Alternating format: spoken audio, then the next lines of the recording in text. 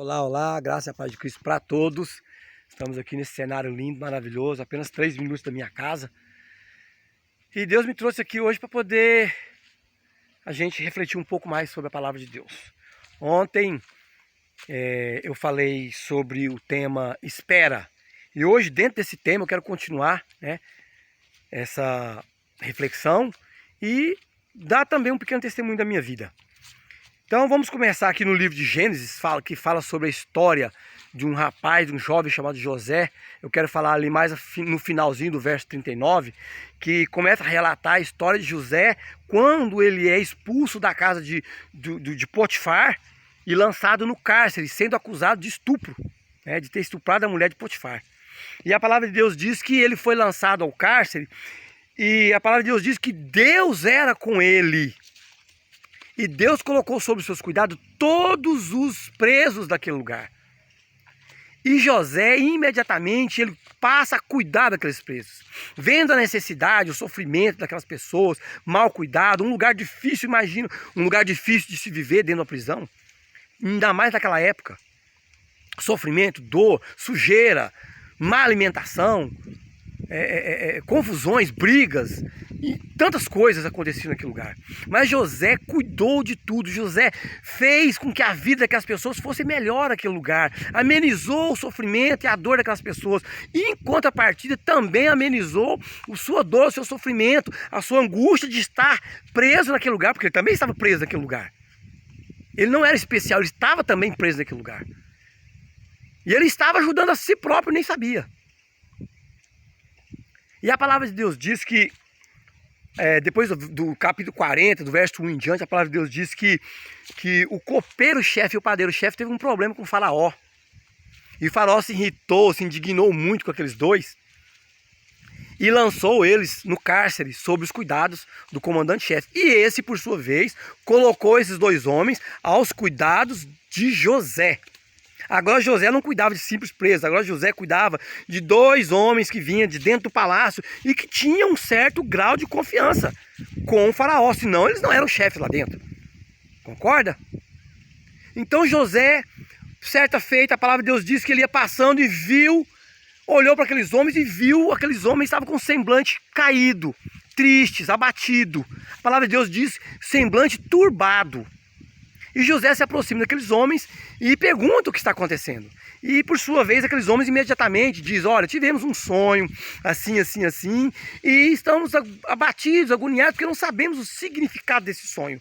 E José imediatamente revela o significado daquele sonho. E ele diz ao copeiro-chefe: olha, o seu sonho quer dizer o seguinte: daqui a 3 dias você será restituído ao seu cargo. E você voltará a servir Faraó. Então, quando isso acontecer, lembra-te de mim, seja bondoso comigo, fale bem de mim para Faraó, porque eu fui tirado de dentro da casa do meu pai, da terra dos hebreus, trago para cá, lançado nessa prisão sem nada a dever. Então lembra-te de mim, seja bondoso comigo. E ele também revela o sonho do padeiro. Ele diz: olha, a você também será, você voltará daqui a 3 dias para o palácio, porém a sua cabeça será cortada do seu pescoço e será dada para as aves comer a sua carne. E assim acontece. Ao fim de 3 dias, o copeiro volta a servir o faraó, e o padeiro-chefe é decepado a sua cabeça e dado para os pássaros comerem. E a palavra de Deus diz que o copeiro se esqueceu de José. Durante 2 anos, o copeiro se esqueceu de José. Por que o copeiro não se lembrou de José naquele período? Porque só havia uma vaga. Se o copeiro-chefe fala de José, só havia a vaga de padeiro-chefe. É algo ruim? É insignificante? Não. Imagina um homem hoje preso e amanhã ele é chefe dos padeiros dentro do Palácio da Alvorada, servindo ao presidente.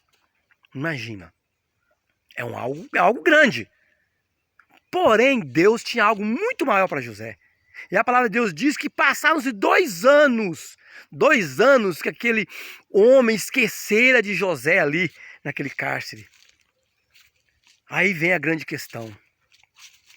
Deus, nesses 2 anos, Deus, nesse período, ele colocou diante de José o copeiro. E José teve a oportunidade de mostrar com atitudes para aquele copeiro quem ele era, que tipo de pessoa que ele era. E o copeiro, por sua vez, quando estivesse diante de Faraó, ele teria o que falar para Faraó. Aí eu te pergunto, quem você tem revelado ser para as pessoas que Deus tem colocado na tua presença? Às vezes você não dá muita importância, que pode ser uma pessoa que você, ao seu olhar, pode ser tão insignificante, porque José poderia ter olhado para aquela pessoa e achado ele insignificante. Esse homem é só um padeiro, um copeiro-chefe. Vamos ver quem era José? José, ele era o preferido do seu pai.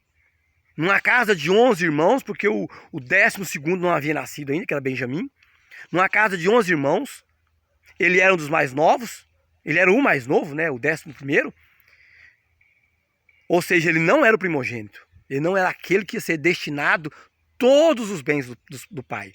Porém, o pai o criara para cuidar de todos os seus bens. Ele era o único que sabia ler e escrever, porque era o único que seu pai o ensinava. E o seu pai fizeram uma túnica de mangas longas e deram de presente a José. Vocês sabem o significado de uma túnica de manga longa? A túnica de manga longa era dada para aquele que cuidava, aquele que administrava, aquele que era responsável por tudo.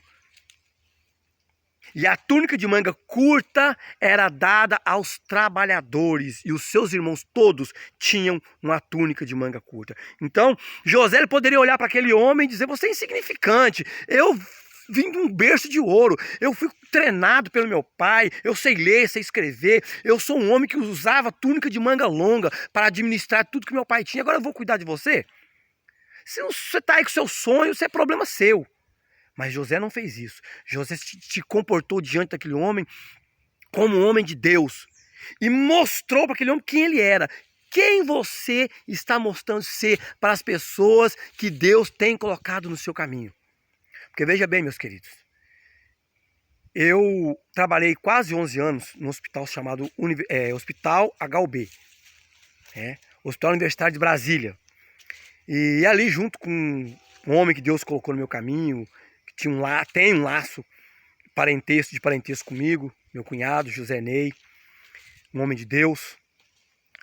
E Deus criou uma situação naquele hospital e um dos encarregados foram mandados embora. Então surgiu ali uma oportunidade para que eu subisse de degrau. E aquele homem que poderia falar algo de mim, ele me conhecia muito bem. Porque eu havia ao longo dos anos demonstrado para ele quem eu era. Quem era o tipo de pessoa que eu era. Que tipo de pessoa que eu era. E ele poderia falar para o chefe dele: olha, eu tenho aqui um homem trabalhador, honesto.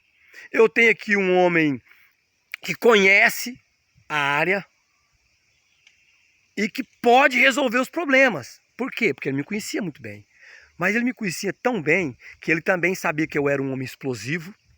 Era um homem que não levava recado, não levava desaforo para casa, como diz o mundo, né? Eu não levo desaforo para casa. Eu levava desaforo para casa. Ele sabia também que eu era um homem explosivo por excesso. Bom dia, tudo bom? Eu era um homem explosivo em excesso. Eu era a pessoa que, se alguém dissesse algo para mim que eu entendesse como desrespeito, eu não aceitava. Então ele me conhecia bem ao ponto de saber que ele não poderia me apresentar para o seu chefe, porque ia gerar um problema para ele futuramente. Porque eu havia passado isso para ele ao longo dos anos. Então o que você tem mostrado ser para as pessoas? Porque uma dessas pessoas pode ser aquela que Deus vai usar para colocar diante de alguém grande, de alguém importante, para dizer quem você é. Então, cuidado. Preste muita atenção com aquilo que você passa para as pessoas que você é. E a palavra de Deus diz que Faraó então tem um sonho. Olha Deus criando um problema na vida de Faraó, na vida do Egito, na terra do Egito, para então surgir alguém que soluciona um problema. Se tem um problema, tem que ter uma solução. Então, olha o problema aparecendo. Faraó teve um sonho e ele manda chamar todos os seus magos, todos os seus sábios, mas ninguém consegue decifrar o sonho que ele tem. Ninguém consegue dizer o significado do sonho. Mas quem é que está lá? O copeiro-chefe. E o copeiro-chefe olha para Faraó e diz: olha, quando eu estava preso, lá tem um homem, um hebreu, que ele desvendou o meu sonho e o do padeiro-chefe. E da maneira que ele disse, aconteceu. Ele disse que o padeiro-chefe morreria após 3 dias, e disse também que eu estaria aqui após 3 dias, voltando a servir o Senhor. E assim aconteceu. E a palavra de Deus diz que Faraó imediatamente manda chamar José. E a palavra de Deus diz que ele toma um banho, é dado um banho nele, corta cabelo, faz barba e põe roupas novas para se apresentar, para sair do cárcere, para sair da imundície, para sair da sujeira, para sair dos seus problemas, para sair do seu problema emocional, do seu problema financeiro. Vocês têm que estar de roupas, de vestimenta, de tudo limpo diante da pessoa que vai mudar a sua vida. E a palavra de Deus diz que Faraó chegou diante daquele homem e disse diante de José e disse o seguinte: olha, eu fiquei sabendo que você desvenda sonhos e eu tenho um problema aqui para você desvendar, um problema para você decifrar. E José imediatamente ele diz o seguinte: não sou eu, é o Deus que habita em mim que faz essas coisas. Eu apenas sou um vaso, apenas sou uma ferramenta. Olha José dando mérito para Deus. Para quem você tem dado mérito? Da pessoa que você é. Para quem você tem dado mérito de ser o profissional que você é? Para quem você tem dado mérito de ser o empresário que você é? Para quem você tem dado mérito de fazer as coisas que só você consegue fazer com tanta destreza? Para quem você tem dado mérito? Isso vai fazer grande diferença na tua vida. E Faraó olha para aquele homem e diz: olha, o sonho que eu tive foi esse. E José imediatamente revela, ele imediatamente decifra aquele sonho. E ele não só fala o significado do sonho, mas ele também dá a solução, ele vai além. A palavra de Deus diz que se alguém te convidar para andar 1 légua, vá 2. A palavra de Deus diz que você fizer somente aquilo que você foi mandado fazer, você é um servo inútil. E José, ele foi além. José deu um passo a mais, ele decifrou o sonho de Faraó e deu a solução do sonho, a solução do problema. E ele disse: olha, escolhe um homem entre os seus e põe para administrar a respeito de tudo que eu estou lhe falando. E Faraó olha para José e diz: quem dentro da terra do Egito tem um Deus, serve um Deus que pode fazer coisas maravilhosas igual o seu Deus faz? Quem? Olha Faraó reconhecendo Deus através da vida de José, porque ele assim o fez. José assim o fez. José deu mérito a Deus. Então agora Faraó reconhecendo, dando glória a quem se deve dar a glória. E a palavra de Deus diz que Faraó manda chamar José, Faraó dá o anel sinete para José, Faraó põe roupas de linho fino em José, Faraó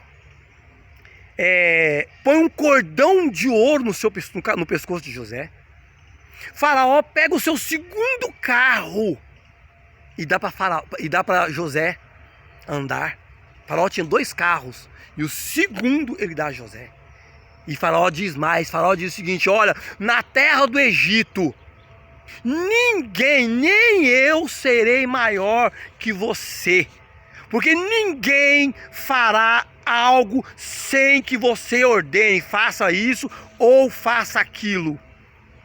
Eu serei maior do que você somente no meu trono. Então o Faraó estava dizendo para ele o seguinte: olha, eu fora do meu trono eu sou igual a você. Fora do meu trono nem eu vou dizer para o meu povo o que eles devem fazer. Somente você eles devem obediência. Olha a maneira, a grandiosidade que ele foi honrado. De maneira grandiosa.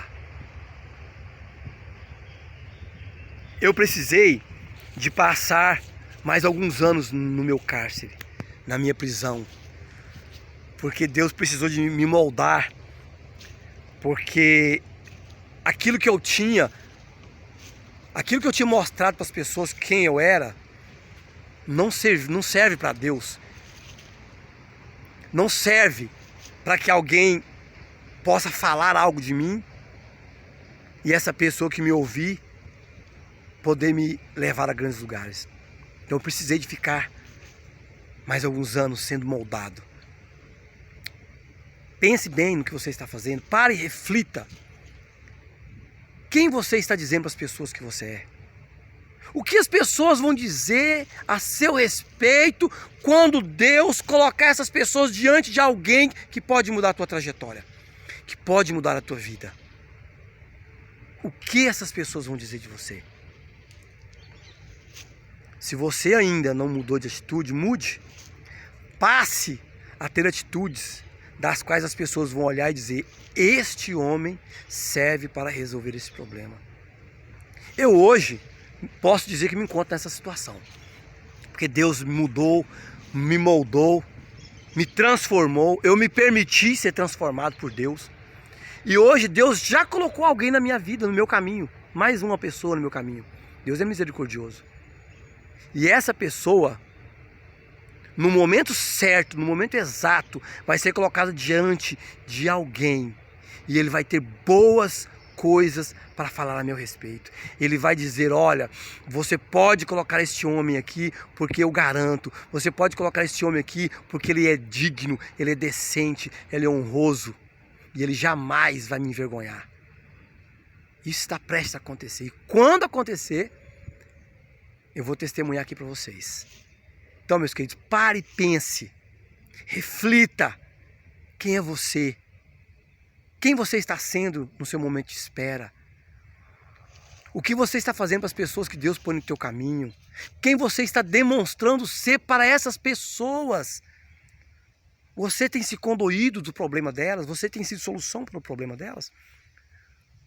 Porque são essas atitudes que essas pessoas, no momento certo, vão levar de você. Então pense bem o que você está fazendo. Reflita. Mude enquanto é tempo.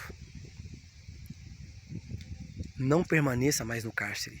Não há necessidade de permanecer mais no cárcere. Saia dessa prisão.